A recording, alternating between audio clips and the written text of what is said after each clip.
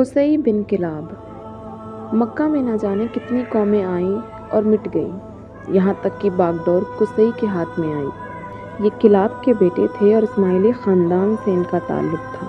मक्का में अब तक ख़ैमे ही ख़ैमे थे, इमारतों का नामो निशान नहीं, और ना ही किसी में हिम्मत थी कि कोई काबे से ऊंची इमारत बनवाए। कुसई बिन किलाब पहले शख्स थे जिन्होंने ये हिम्मत दिखाई। उन्होंने एक इमारत बनवाई जिसका नाम दारुन नदवा रखा। यहाँ मक्का की बड़ी बड़ी शख्सियतें बैठकर समस्याओं पर विचार करते थे, वहीं पर मुकदमों के फैसले किए जाते थे। फिर कुसई ने कुरैश कबीले को भी इमारतें बनाने का हुक्म दिया।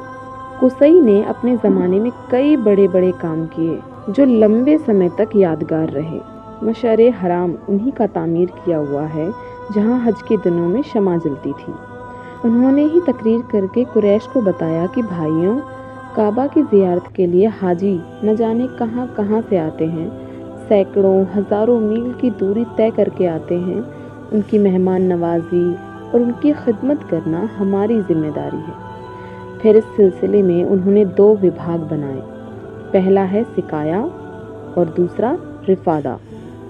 सिकाया, इनका काम था हाजियों के लिए मीठे पानी का इंतज़ाम करना, क्योंकि उस वक्त जमजम का कुआं पटा हुआ था, इसलिए पानी की कमी थी और लोगों को ये मालूम नहीं था कि वहाँ कोई कुआं भी है। नबीज़ का इंतज़ाम भी इसी विभाग के सुपुर्द था, जो अरबियों का एक ख़ास शरबत है। रिफादा, कुरैश यानी अरब के एक ख़ास कबीले ने एक सालाना रकम तय की, इससे मिना और मक्का के हाजियों की खिदमत की जाती। इसके अलावा काबा के देखभाल के लिए भी यह विभाग बनाया गया। इसके साथ ही एक विभाग और था जिसका नाम था हिजाबा, जो इस विभाग का जिम्मेदार होता था। काबा की चाबियां उसी के पास होती थी। कोई अगर काबा के अंदर जाना चाहता तो पहले उससे इजाज़त लेनी पड़ती थी। ये तीनों विभाग अरबों के नज़दीक बहुत ख़ास और इज्जत वाले थे।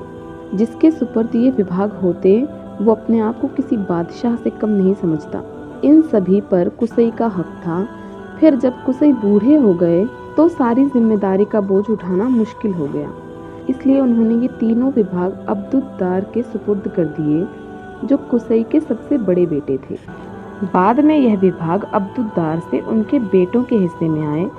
कुसई के एक और बेटे थे अब्द मनाफ। उनकी औलाद अब्दुद्दार की औलाद से हर लिहाज में बढ़ी हुई थी।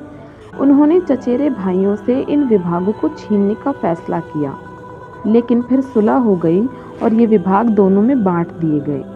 बंटवारा हुआ तो अब्द मनाफ की औलादों के हिस्से में सिकाया और रिफादा आया। अब्द मनाफ के एक बेटे का नाम हाशिम था। हाशिम रहम दिल इंसान थे। अपने दादा कुसई की रिवायत को उन्होंने ही जारी रखा। Thanks for watching. अल्लाह हाफिज़।